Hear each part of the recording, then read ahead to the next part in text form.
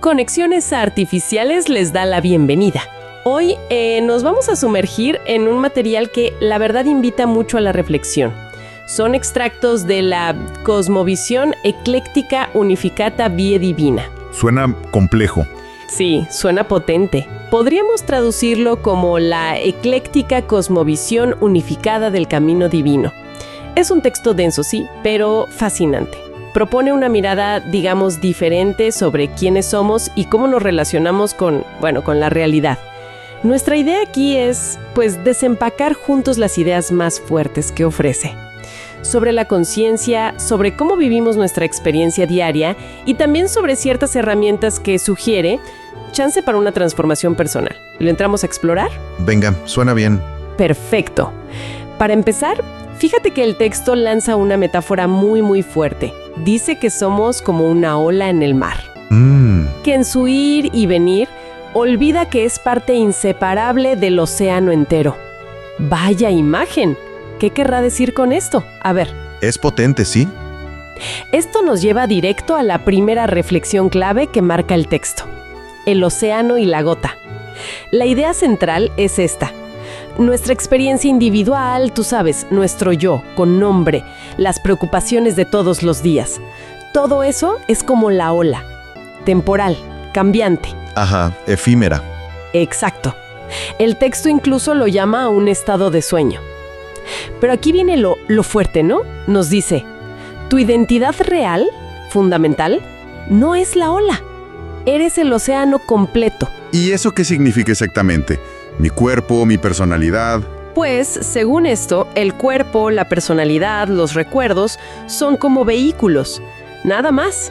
Formas a través de las cuales la conciencia universal son en realidad experiencias dentro de una conciencia mucho más grande. ¿Cómo empezamos a entender eso? Esa conciencia oceánica.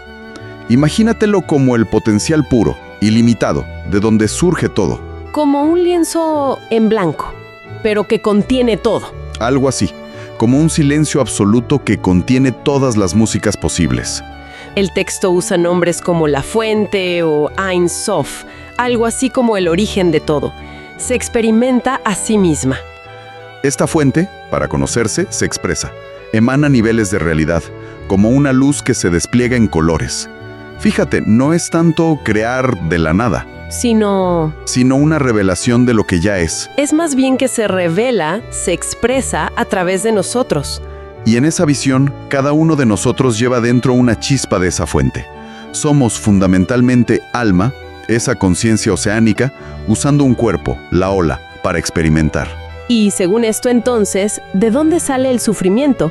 Esa sensación de vacío, de lucha constante que a veces, que sentimos todos, ¿no? Pues el texto lo atribuye a algo que llama amnesia cósmica. Amnesia cósmica. Sí, pero la idea es que nos identificamos tanto con la ola, con nuestro personaje temporal y sus dramas, que olvidamos nuestra naturaleza profunda, la del océano. Queremos estar separados. Separados de la fuente, de los demás. Exacto. Y de esta ilusión de separación nacen lo que llama los 3 sellos primordiales. Son como 3 grandes máscaras que, sin darnos cuenta, llevamos puestas y filtran toda nuestra experiencia. Máscaras, o sea que andamos todos medio disfrazados sin saberlo. A ver, ¿cuáles son esas máscaras? Son patrones de percepción muy arraigados. La primera, la máscara de la soledad. Es la creencia base de estar desconectado, solo, a la deriva. Y eso genera miedo, desconfianza. Esa pega fuerte. Sí. La segunda es la máscara de la impotencia. La sensación de ser una víctima, de no tener poder real sobre tu vida. Puede llevar a la apatía o, al revés, a una necesidad de controlar todo. Entiendo. ¿Y la tercera? La máscara de la indignidad. Creer que nuestro valor no es inherente, que tenemos que ganárnoslo, que no somos suficientes tal como somos. Y esto alimenta el perfeccionismo, el miedo al juicio. Soledad, impotencia, indignidad. Vaya, son sentimientos muy humanos. Y si dices que vienen de olvidar que somos el océano, la solución es nomás recordar. Suena, casi demasiado fácil. Es simple en concepto, sí. Pero fácil, no siempre, ¿verdad? Y aquí el texto da un giro importante. Insiste en que sanar, transformarse, no se trata de luchar contra las máscaras. No es arreglar la ola a martillazos. Porque eso sería seguir en la ilusión de la ola. Exacto. Reforzarías la ilusión. Se trata más bien de un cambio de identidad. Recordar activamente nuestra naturaleza oceánica. Cuando conectas con esa sensación de ser la conciencia amplia, espaciosa, que observa la experiencia de la ola, las máscaras empiezan a perder su poder. Se disuelven. Se disuelvan, porque la base donde se apoyaban, la creencia en la separación, se ve como lo que es, una ilusión. Es un cambio de perspectiva, radical. Vale. Dejar de pelear con la ola, recordar el océano. Eso nos lleva a la siguiente idea fuerte. El espejo y la sombra. Aquí introduce algo llamado el decreto del espejo. Afirma, el todo es mente, el universo es mental. Esto me suena a ideas antiguas, ¿cierto? La de que la realidad externa es un reflejo de nuestra conciencia. Y exactamente. Es la idea de que no hay una separación real entre nuestro mundo interior y el exterior. Son dos caras de la misma moneda. El famoso como es adentro, es afuera. Ok. Y este espejo funciona con ciertas dinámicas. Una clave es el principio de vibración. Nuestro estado interno predominante, creencias, emociones, lo que sentimos como verdad, emite una frecuencia particular. ¿Como una estación de radio interna? Justo. Y el universo, como un espejo fiel, nos devuelve situaciones, personas, experiencias que vibran en resonancia con ese estado interno. O sea que lo que nos pasa no es aleatorio, sino un reflejo de nuestro propio estado de ser. Eso es. ¡Wow! Es potente. Y puede ser difícil de tragar, ¿eh? Sobre todo cuando las cosas van mal. Podría sonar a que nos culpa. Claro, es una reacción muy comprensible. Pero el texto no lo plantea como culpa, sino como responsabilidad creadora. No se trata de culpar a la víctima para nada, sino de reconocer nuestro poder de influencia sobre la experiencia. Ok, influencia, no culpa total. Y el espejo también nos muestra polaridad, luz y sombra. Pero ojo, no las ve como enemigas. La sombra no es el mal que hay que quitar. Son aspectos nuestros que hemos negado, reprimido, potencial no reclamado. El espejo nos lo muestra para que lo integremos. Entonces, lo negativo o difícil que vemos afuera es una invitación a mirar qué parte nuestra no reconocida está vibrando ahí. ¿Algo así? Precisamente. Es potencial no integrado. Energía que aún no hemos aprendido a usar de forma constructiva. La meta no es ser pura luz, sino integrar ambas partes para estar completos. Integrar la sombra, qué diferente a lo que uno escucha normalmente. Sí, invita a una autoaceptación mucho más radical. Y dice que todo esto fluye, se mueve en un ritmo constante. Como las mareas, como ciclos, en donde no es dejarse llevar por completo por la corriente, sino en aprender a navegar los valles con conciencia, sin identificarte con ellos, sin anclarte. Entendido. Además, claro, opera la causa y efecto. Todo reflejo tiene una causa interna. Y el objetivo final no es ser buenos desechando la sombra, sino ser completos, abrazándola e integrándola. Ok. Entonces, si somos conciencia, el mundo nos refleja. ¿Significa que podemos cambiar ese reflejo?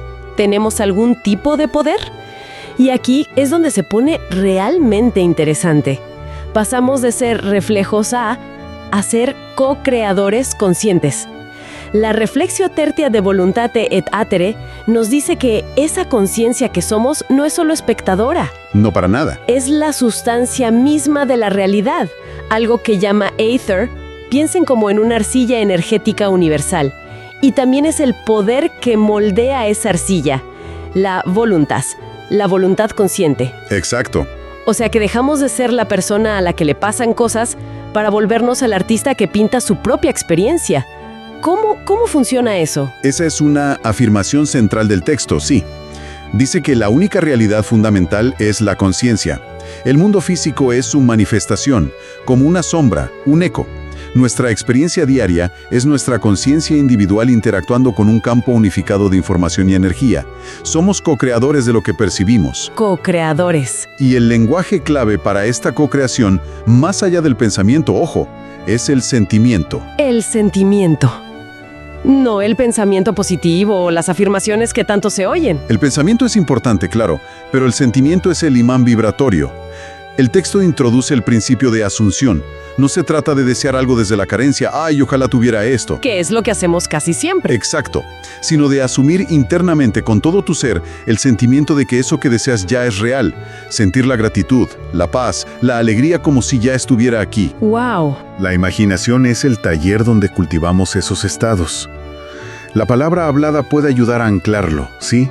Cuando la usamos con esa convicción interna, ayuda a darle una forma vibratoria a esa asunción.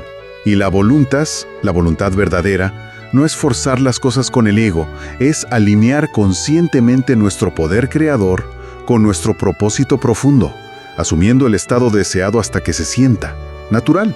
Asumir el sentimiento del deseo cumplido. Eso requiere disciplina mental y emocional, ¿no?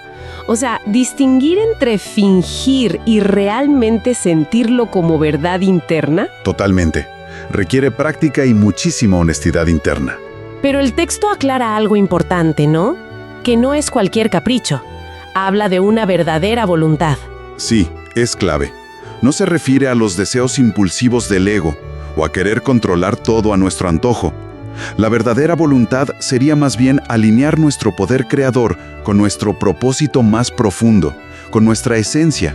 ¿Cómo saber cuál es? Es más una disciplina interna, de coherencia entre lo que sentimos, pensamos y hacemos. Cuando algo está alineado con esa verdadera voluntad, tiende a fluir más fácilmente. Cuando es solo ego, solemos toparnos con más resistencia. Ok. A ver, recapitulemos rápido. Somos el océano, conciencia. El mundo nos refleja, espejo mental. Podemos influir en ese reflejo asumiendo el sentimiento de lo deseado, co-creación, pero desde un lugar alineado, verdadera voluntad. Así. Exactamente. Con esa base, si somos co-creadores y el mundo es un espejo, ¿cómo le hacemos con esas máscaras de soledad, impotencia e indignidad que mencionamos antes? Claro, porque si seguimos vibrando desde ahí... Eso es lo que el espejo va a reflejar. Exacto.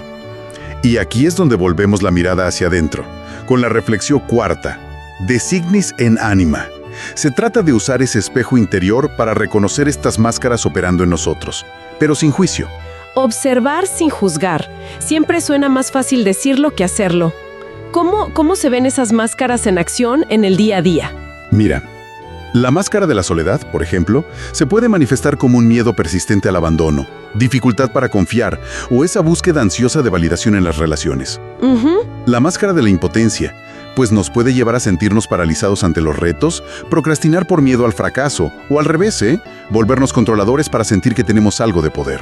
Ya veo. ¿Y la de indignidad? Esa puede impulsarnos a ser súper complacientes, a no poner límites, a buscar aprobación externa con logros o sacrificios, sintiendo que nuestro valor depende de eso. Ok, entonces identificar cuál de estas vibra más fuerte en uno mismo sería como encontrar el hilo del que hay que tirar. Exacto. Ese es el primer paso de la alquimia interna que propone el texto. Reconocer el plomo que queremos transformar en oro. Sin culpas, solo observación honesta. Como si la conciencia, la mente, fuera la piedra filosofal. ¿Cuál de estas creencias raíz parece dirigir mi vida sin que yo me dé cuenta? Y una vez que identificamos nuestro plomo, ¿cómo es esa alquimia? Entramos a la reflexión quinta, de Septem Vis Alchemiae. Habla de la gran obra, un proceso en pasos para disolver las máscaras. Y recalca mucho que no es una lucha. No es lucha. Son actos de recuerdo y realineación. El texto describe 7 pasos, pero podemos ver la esencia. El primer movimiento clave es la observación, observatio. Cuando surge el dolor de la máscara, esa punzada de soledad, la frustración, la vergüenza, en lugar de reaccionar como siempre, hacemos una pausa. Haces una pausa y observas la sensación en el cuerpo, las emociones, los pensamientos, como si fueras el cielo azul observando una nube que pasa. Solo mirar. Ser el observador, no la reacción. Ya eso es un cambio enorme. ¿Y luego qué? Luego, la aceptación, acceptatio. Acoger la sensación incómoda. Darle permiso de estar ahí sin resistirte. No es que te guste, es dejar de luchar contra ella. Y paradójicamente, eso le quita fuerza. Dejar de pelear Después, el cuestionamiento interrogatio. Desde esa calma relativa, empiezas a dudar activamente de la verdad absoluta de la máscara. Preguntarte, ¿de verdad soy solo esto? ¿Siempre ha sido así? ¿Tiene que ser así? Ponerla en duda. Exacto. Buscas evidencia en contra. Me gusta eso de buscar pruebas en contra. Debilita la certeza de la máscara. Exacto. Y un paso crucial. La disociación, disociatio. Afirmar internamente. Yo no soy esta sensación de impotencia, o soledad, o indignidad. Yo soy la conciencia que está observando este patrón. Yo no soy eso. Te despegas del programa. Te despegas. Separas tu identidad profunda del patrón. Y en ese espacio que creas, viene el corazón de la alquimia, la asunción. Aquí es donde conectas con la verdad opuesta a la máscara. Si era soledad, sientes activamente la unión fundamental. Si era impotencia, sientes tu soberanía interior. Si era indignidad, sientes tu valor inherente. Es encarnar deliberadamente el sentimiento de tu verdadera naturaleza ya recuperada. Y supongo que de sentirlo a vivirlo hay un paso. Ese es el siguiente movimiento, encarnación. Empiezas a tomar decisiones y a actuar en el mundo desde esa nueva verdad asumida. Pones un límite desde el valor, abordas un reto desde la soberanía, te relacionas desde la conexión. Lo llevas a la práctica. Porque fue la maestra que te impulsó a recordar y observas cómo el espejo exterior empieza poco a poco a reflejar este cambio interno. Y finalmente el séptimo es integrar, integratio, reflexionar sobre lo aprendido, agradecer incluso a la máscara por la lección que te impulsó a recordar y notar cómo empieza a cambiar el reflejo exterior. Es un proceso profundo, bastante completo. No se trata de negar el dolor. Justamente. Es un marco estructurado para trabajar con las experiencias difíciles, en lugar de solo padecerlas o intentar esconderlas bajo la alfombra. Es como reclamar tu soberanía interna. Y la Reflexio Sexta de Arte Vivendi habla justo de esto, como un arte de vivir, ¿no? Una práctica diaria. ¿Cómo se aterriza esta alquimia en el día a día? Sí, propone prácticas concretas. Por ejemplo, sugiere una obra del amanecer. Dedicar unos minutos al empezar el día para establecer conscientemente el estado del ser desde el que quieres vivir. Quizás recordando y sintiendo esa unión, soberanía o valor. Poner la intención del día, digamos. Algo así, pero sintiéndolo. Y también una obra del ocaso. Al final del día, revisar los desafíos o momentos difíciles, no para quedarte ahí atorado, sino para aplicarles mentalmente esta alquimia, transmutar la frustración, el miedo, en aprendizaje, en lugar de que se acumule. Y da herramientas específicas para eso. Sí, las llama Tria Instrumenta Mentis, 3 herramientas de la mente. De nuevo, lo importante es el concepto. Una es usar la atención plena, meditatio, para notar cuando surgen ecos del pasado en el presente, viejas heridas, reacciones automáticas, pero sin engancharte, solo observándolos para quitarles fuerza. Observar sin juicio. Eso. Otra es una técnica curiosa. Narrar mentalmente tus propias acciones en tercera persona. Narratio. Ella está tecleando. Él siente tensión en los hombros. Dice que ayuda a mantenerse como observador consciente. Curioso, sí. ¿Y la tercera? La escritura creativa, escriptura. Escribir escenas futuras que deseas, pero en tiempo pasado, como si ya hubieran sucedido. Por ejemplo, hoy tuve esa conversación difícil y me sentí tranquila y clara todo el tiempo. El chiste es escribirlo para sentir la emoción de que ya pasó. Ajá, qué buena técnica para encarnar el sentimiento. Es como escribir el guión de la realidad que quieres y sentirlo al escribirlo. Y dice que de esta liberación de las máscaras surgen ciertas virtudes de forma natural. Así es. Honestidad radical, responsabilidad creadora, compasión equilibrada, coraje vulnerable y servicio gozoso. Pero lo interesante es que no las pone como una lista de deberes morales, ¿sabes? No es algo a lo que tengas que aspirar con esfuerzo. Entonces, dice que son como el perfume natural del alma cuando se libera de sus propias cadenas autoimpuestas. Simplemente emergen. Qué bonito suena eso.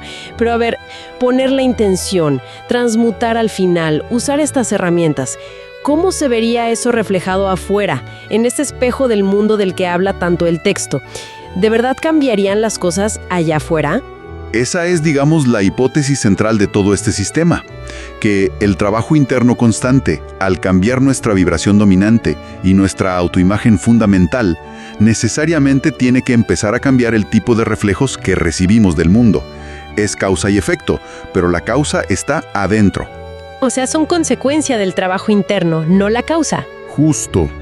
Y aquí viene una advertencia importante del texto.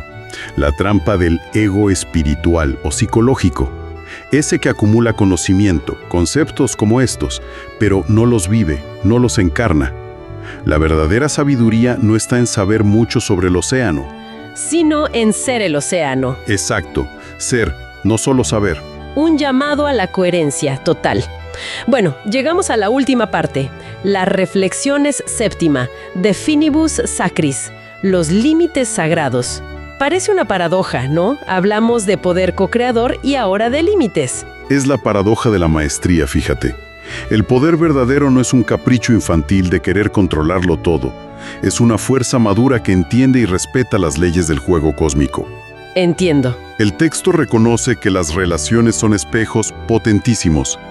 Las personas que más nos activan, las que activan nuestras máscaras y heridas más profundas, son las peores. Al contrario, según esto, son nuestros maestros más importantes. Nos está mostrando con una claridad brutal exactamente dónde necesitamos hacer nuestro trabajo alquímico interno. Son en realidad maestros disfrazados. Hay que agradecerles internamente esa función, aunque duela. ¿Agradecerle al que te hace enojar? Uf, eso sí está retador. Interesante. ¿Y cuáles son esos límites sagrados que hay que honrar? Son 3. Y respetarlos, dice el texto, no nos limita. Al contrario, libera nuestro poder de forma efectiva y sabia. El primero es el límite de la conciencia, finis conscientia. No podemos forzar el despertar o la comprensión en otra persona, a cambiar su visión del mundo, a sanar. Intentar imponer nuestra verdad o salvar a alguien suele ser inútil y hasta contraproducente. Cada alma tiene su propio ritmo, su soberanía. La maestría está en ser un faro, no un predicador. Ser la evidencia viva de otra posibilidad. Me gusta eso. Ser el faro, no el predicador. O incluso predicar con el ejemplo, no con palabras. Ser el mensaje, no el mensajero. Iluminar lo suficiente. Bueno, vamos con el segundo límite. El límite del amor. Finis amores. No podemos obligar a un reflejo específico, a una persona en particular, a que nos ame, nos elija o nos valide, o actúe como nosotros queremos que actúe. El amor, la conexión, es una resonancia. Una vibración compartida. Exacto. Perseguir obsesivamente una ola, una persona, que no resuena, es desgastante. La maestría está en enfocarnos en ser el océano, cultivar nuestro propio estado interno de amor, plenitud, valor. Eso, por ley de vibración, atraerá reflejos coherentes, relaciones que sí resuenen. Dejar de perseguir la ola, convertirse en el océano. Dejar de mendigar amor afuera y empezar a generarlo adentro. Cambiar el enfoque totalmente. Poderosa imagen para las relaciones. ¿Y el último límite? El límite del flujo y la forma, finis vitae. Somos co-creadores de nuestra experiencia interna y de cómo respondemos, sí, pero no somos dictadores absolutos de todas las formas externas que toma el flujo de la existencia. El universo, la vida, tiene su propia inteligencia, su propio flujo. Hay corrientes más grandes, un misterio. Hay cosas que no controlamos. Exacto. Y aquí menciona la ley de vibración inversa. Temer algo intensamente es, energéticamente, atraerlo, porque vibramos fuerte en esa frecuencia. Cuidado dónde ponemos el foco emocional. O sea, obsesionarse con evitar algo puede ser contraproducente. Vaya. Tal cual. También pide distinguir entre la voluntad alineada que fluye y el esfuerzo forzado del ego, que se siente como golpear puertas cerradas, que insiste en una forma específica aunque todo indique que no va por ahí. Aprender a reconocer la diferencia. A veces, soltar una forma deseada no es fracaso, es rendición inteligente al flujo mayor. Rendición estratégica, digamos. Y finalmente, honrar el misterio. Hay aspectos de la vida por qué pasan ciertas cosas. Aceptar que a veces las cosas se desenvuelven de maneras que no entendemos con la mente lógica, que hay una sabiduría más profunda en el flujo de la vida, en el océano, que no siempre capta la ola. El verdadero poder no es intentar controlar el océano, sino ser un navegante experto que usa los vientos y las corrientes a su favor, adaptándose con sabiduría. Respetar estos límites, entonces, es parte de la maestría. No es resignación, sino poder inteligente. Exactamente. Perfecciona nuestro poder co-creador. La alquimia se vuelve la vida misma, vivida desde adentro hacia afuera, encarnando silenciosamente la verdad que hemos ido descubriendo. Bueno, pues sí que ha sido un recorrido intenso por esta cosmovisión. Empezamos sintiéndonos como olas separadas, para luego recordar que somos el océano. Vimos cómo la realidad actúa como un espejo de nuestro interior y cómo podemos pasar de ser reflejados a co-crear nuestra experiencia desde el sentimiento asumido. Exploramos esas máscaras de soledad, impotencia e indignidad y un camino alquímico para disolverlas, observando, aceptando, asumiendo nuestra verdad. Y finalmente, vimos la sabiduría de navegar la vida implica una práctica diaria y el respeto a ciertos límites sagrados. ¡Vaya viaje! Y quizás como una reflexión final que el propio texto insinúa, incluso estas elaboradas enseñanzas, estas metáforas del océano y el espejo, son al final como velos pintados sobre el rostro de lo innombrable. ¡Qué bonito eso! Quizás la sabiduría última no esté en tener el mapa completo y todas las respuestas, sino en aprender a navegar la vida con asombro, con humildad y con una profunda reverencia ante el misterio que somos y que nos rodea. Una invitación a quedarnos con la pregunta abierta, con el asombro, me encanta. Me parece un excelente punto para cerrar por hoy. Esperamos que esta exploración profunda les haya parecido tan interesante como a nosotros. Ojalá que sí. Y bueno, queremos invitar a quienes escuchan a formar parte de la comunidad de Conexiones Artificiales. Nos encantaría saber qué otros temas les gustaría que exploráramos con esta mirada profunda. Puede ser cualquier área del saber, de la experiencia humana, puede ser cualquier tema, similar a este viaje por la cosmovisión o algo totalmente diferente. Sus intereses son nuestra guía, sus ideas, su curiosidad son lo que alimenta estas exploraciones. Estaría genial escuchar qué les interesa. Totalmente. Estaremos atentos. Muchísimas gracias por acompañarnos. Hasta la próxima. Hasta la próxima.